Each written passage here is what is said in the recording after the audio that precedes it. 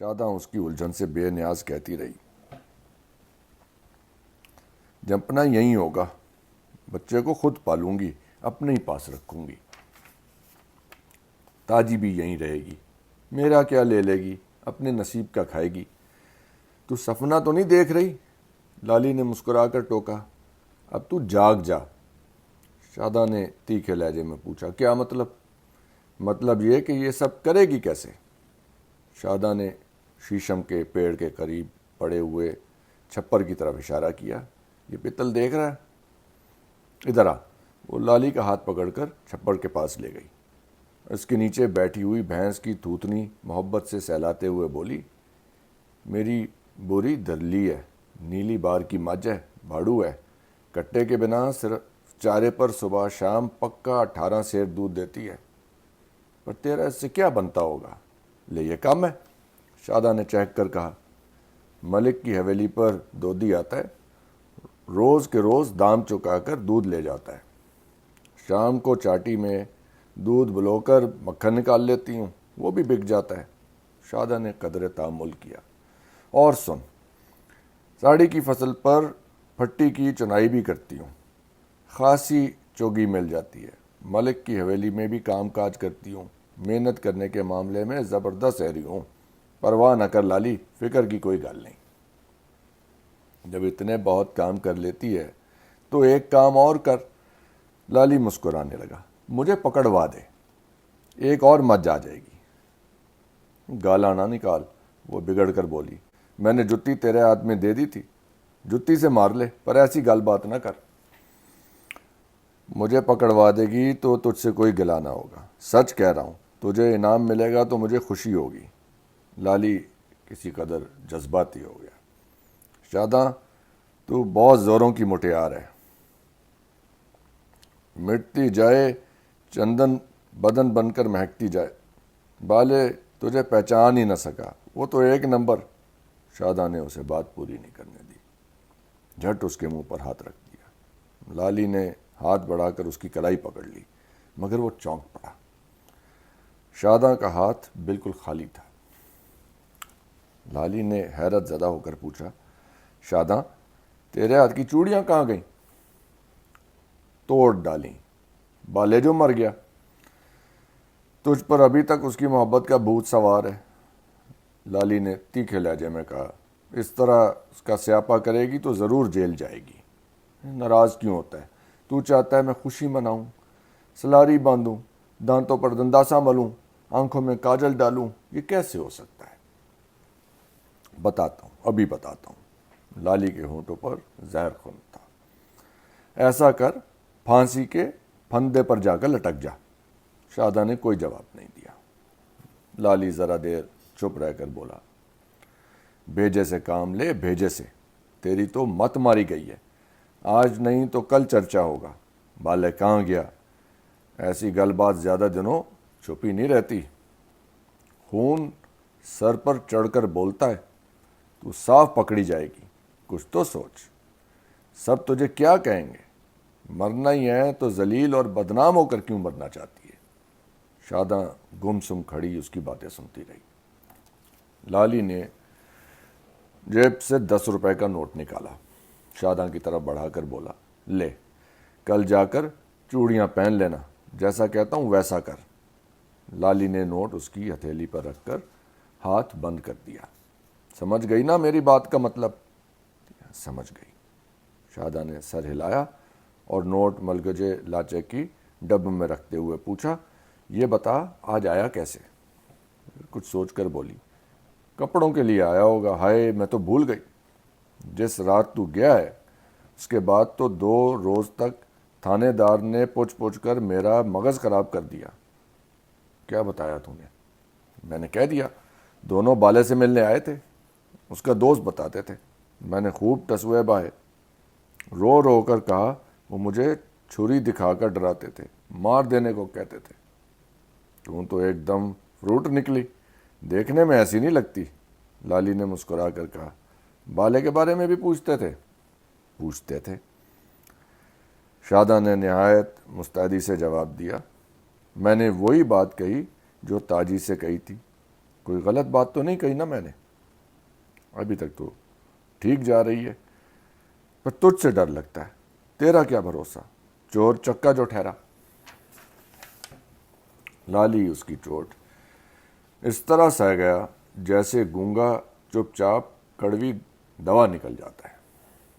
وہ چند لمحے خاموش رہا، شادہ کی آنکھوں میں آنکھیں ڈال کر بولا، آزما لے چل ملک کے پاس، پکڑوا دے مجھے، بھاگوں گا نہیں، بھاگ جاؤں تو پیشاب سے مونچھ منڈوا دینا۔ اس نے اپنی مونچھوں پر ہاتھ پھیرا۔ ایک رات تیرے پنڈ آؤں گا اور تجھے صاف اڑا لے جاؤں گا۔ شاداں ایک دم بے پھر گئی۔ تو اپنے کنجر پن سے باز نہیں آئے گا؟ وہ غصے سے لالی کو گھورنے لگی۔ مر جاؤں گی پر تیرے ساتھ نہیں جاؤں گی، ہرگز نہیں جاؤں گی۔ لالی ڈھٹائی سے مسکراتا رہا، تو ضرور چلے گی، میرے سوا تجھے کوئی بھگا کر نہیں لے جا سکتا، شرط بدلے مجھ سے۔ اس نے اپنا ایک ہاتھ آگے بڑھا دیا، ہاتھ مار۔ شادہ نے تیوری پر بل ڈال کر کچھ کہنا چاہا، عین اس وقت کمرے کے اندر آہستہ آہستہ کھانسنے کی آواز ابھری۔ شادہ نے سہمی ہوئی نظروں سے اس کی طرف دیکھا، گردن جھکا کر سرگوشی کی۔ لگتا ہے تاجی جاگ گئی، تو اب ٹر جا۔ لالی نے گھڑی دیکھی، 5 بجنے والے تھے، چاند ڈوب گیا تھا، اندھیرے میں صبح کا ہلکا ہلکا اجالا ابھر رہا تھا۔ اس نے گھبرا کر کہا، ہاں اب مجھے چلنا چاہیے، صبح ہونے والی ہے، تو قمیض اور دھوتی ضرور لے آنا، میں بعد میں آؤں گا۔ وہ تیزی سے دروازے کی جانب بڑھا۔ ٹھہر، میں بھی تیرے سنگ چلوں گی۔ لالی آنکھ مار کر بولا، رہنے دے، ابھی وہ رات نہیں آئی۔ بکواس نہ کر، شادہ نے اسے ڈانٹا، تیرا ایسے جانا ٹھیک نہیں، چل میں تجھے رڑ کے نکڑ تک چھوڑ آؤں، بوری کو بھی ساتھ لے چلوں گی، کوئی پوچھے گا تو کہہ دوں گی بیمار ہے، اسے موک لگ گیا، سلوتری کو دکھانے ساتھ والے چک لے جا رہی ہوں۔ لالی جاتے جاتے رک گیا اور چوکنا نظروں سے کمرے کے بند دروازے کی جانب دیکھنے لگا، مگر کھانسی اب بند ہو چکی تھی۔ شادہ نے بھینس کھولی، اس کی گردن میں موٹی رسی کا ڈار ڈالا اور اسے ہنکاتی ہوئی لالی کے پاس پہنچی۔ دونوں گھر سے نکل کر گلی میں آ گئے۔ شادہ نے دروازہ بند کیا اور باہر سے کنڈی لگا دی۔ ہر طرف دودھ یا دھند پھیلتی جا رہی تھی۔ گھروں سے رک رک کر مویشیوں کی اڑاٹ، بوڑھوں کی کھانسی اور بچوں کے رونے کی آوازیں ابھر رہی تھیں۔ شادہ نے ان آوازوں سے پریشان ہو کر کہا، چھیتی کر، بول برالا شروع ہو گیا۔ لالی نے اس کی بات کا کوئی جواب نہیں دیا، تیز قدم اٹھانے لگا۔ دونوں ویران راستوں سے گزرتے، درختوں کی آڑ لیتے آگے بڑھنے لگے۔ بھینس ان کے ساتھ ساتھ چل رہی تھی۔ شاداں کبھی اس کی گردن پر ہاتھ پھیرتی، کبھی لاڈ سے تھوتنی سہلاتی اور اسے ہنکانے کے لیے رک رک کر منہ سے تت تت کی آواز نکالتی۔ لالی صبح کا پھیلتا ہوا اجالا دیکھ کر اور زیادہ تیز قدموں سے چلنے کی کوشش کرنے لگا۔ اس کے جوتوں کی تیز رگڑ سے خاموشی میں آہٹ ابھر رہی تھی۔ شادہ نے اسے ٹوکا، وے لالی دھیرے چل، دگڑ دگڑ نہ کر۔ لالی نے پلٹ کر شادہ کو دیکھا، اپنی رفتار سست کر دی اور خاموشی سے شادہ کے ساتھ ساتھ چلنے لگا۔ وہ چوکنا نظروں سے ادھر ادھر دیکھتا جاتا۔ دونوں گاؤں سے نکل کر باہر آ گئے۔ اب رڑ شروع ہو گیا تھا۔ رڑ کے ایک طرف ربی کی فصلیں تیار کھڑی تھیں۔ صبح کی نرم نرم ہوا کے جھونکوں سے گندم کی بالیاں جھومتیں اور خشک پتوں سے سرسراہٹیں ابھرتیں۔ رڑ اس وقت سنسان تھا۔ اس کی زمین سخت اور ہموار تھی، کہیں کہیں بارش سے زمین میں دراڑیں پڑ گئی تھیں۔ گاؤں کے سامنے کا یہ میدان کھیل کود کے لیے استعمال کیا جاتا تھا، مگر صبح کے سناٹے میں چٹیل نظر آتا تھا۔ دونوں کھیتوں کے ساتھ ساتھ رڑ سے گزرتے رہے۔ شاداں کے بال بپھری ہوا کے جھونکوں سے اڑ اڑ کر اس کے سندلی چہرے پر بکھر جاتے۔ وہ ہر بار انہیں سمیٹ کر پیچھے کرتی۔ اس کی آنکھوں میں نیند کا خمار تھا، وہ گردن اونچی کیے چل رہی تھی۔ لالی چپ چاپ اس کے پیچھے پیچھے چلتا رہا۔ اس کے جسم کے دائرے اور پیچ و خم دیکھتا رہا۔ اب نہ وہ خوف زدہ تھا نہ بے چین۔ شاداں کی پناہ میں وہ خود کو محفوظ سمجھ رہا تھا، اور شاداں ملگجے لاچے میں اپنے بھاری کولے گھڑی کے پینڈولم کی طرح ہلاتی آگے آگے چل رہی تھی۔ وہ اپنی اوپر اٹھی ہوئی گردن کو ہلکا سا خم دے کر ادھر ادھر دیکھتی جاتی، ایسے جیسے کتیا اپنے پلے کی رکھوالی کرتے وقت چوکس نظر آتی ہے۔ سویرا بلندیوں سے نیچے اتر رہا تھا، ہر چیز خواب کے مانند دھندلی اور خاموش نظر آ رہی تھی۔ یکا یک اس خاموشی میں دور سے گھوڑے کے دوڑنے کی آواز ابھری۔ شاداں گھبرا کر بولی، ہائے میں مر گئی، یہ تو ملک جان پڑتا ہے۔ لالی بھی پریشان ہو گیا۔ دونوں رک گئے۔ دیکھتے دیکھتے کھڑی فصلوں کی آڑ سے نمبردار ملک اللہ نواز خان نکلا اور عین ان کے سامنے آ گیا۔ وہ اپنی سفید گھوڑی پر مرغ کی طرح اکڑا بیٹھا تھا، آگے بندوق رکھی تھی۔ دونوں کو دیکھتے ہی اس نے گھوڑی کی راس زور سے کھینچی اور شاداں سے مخاطب ہوا، اتنے سویرے کہاں چلی؟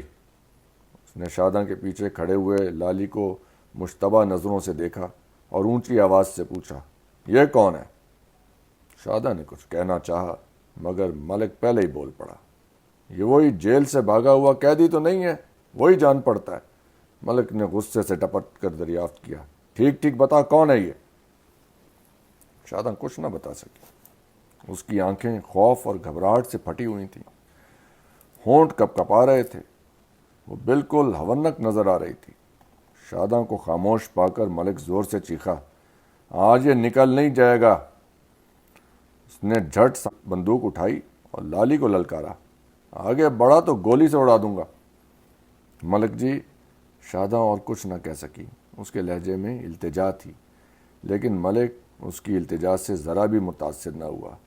فلمی ولن کی طرح زور سے دہاڑا، ہٹ جا میرے سامنے سے۔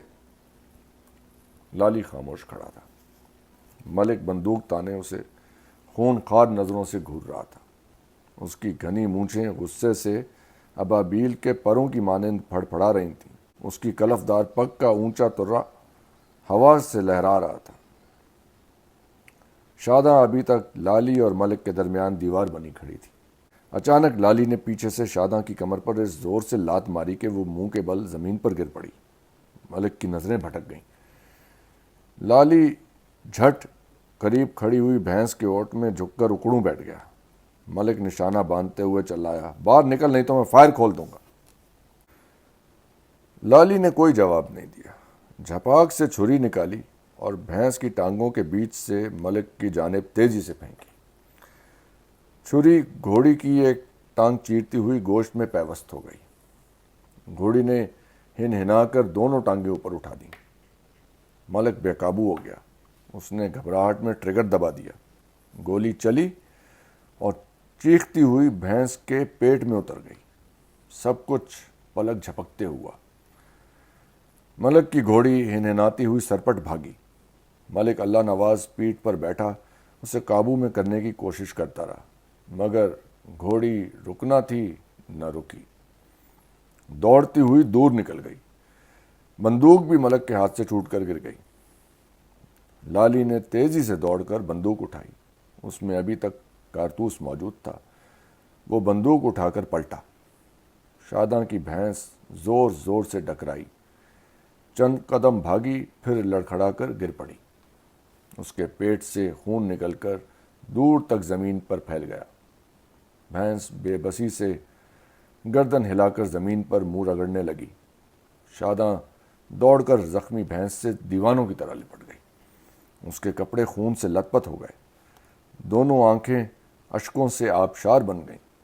لالی بھی آہستہ آہستہ چلتا ہوا بھینس کے قریب پہنچ گیا۔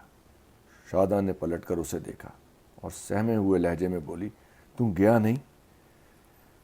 لالی نے کوئی جواب نہیں دیا۔ بت بنا بھینس کو تڑپتے ہوئے دیکھتا رہا۔ اس نے بڑے دکھ سے کہا، شاداں تیری بری مر رہی ہے، دیکھ رہی ہوں، پر تو یہاں سے ٹر جا۔ لالی چپ کھڑا رہا۔